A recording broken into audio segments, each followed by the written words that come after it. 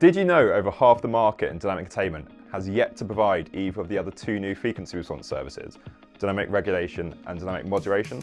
Well, we're here to look into that. There have been 1.9 gigawatts of different assets which have provided dynamic containment to date, but when we look at the other markets, this is much lower. In dynamic regulation, 927 megawatts has provided the service, and in dynamic moderation, this falls to just 650 megawatts. Later this year, batteries will be able to provide all three services simultaneously, but as of yet, only some optimizers have proven their ability to deliver the two new frequency response services. When stacking arrives later this year, those providers who can deliver all three services may be an advantage to the rest of the market. So let's look at the range of providers who have delivered the new services to date. As you can see on the graph on the screen, in which each colour represents a different optimizer, the number of providers in dynamic regulation has steadily grown since its launch in April last year.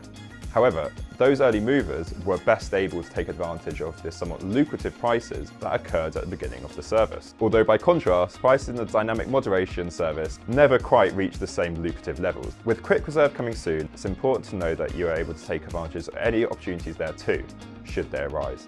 There have been good reasons for providers to stick with dynamic containment to date. Much of 2022 saw record high prices, whilst requirement in the two new services has been pretty low. However, with dynamic containment prices now at their lowest level ever, is it worth a look at whether these other services can deliver value for your battery?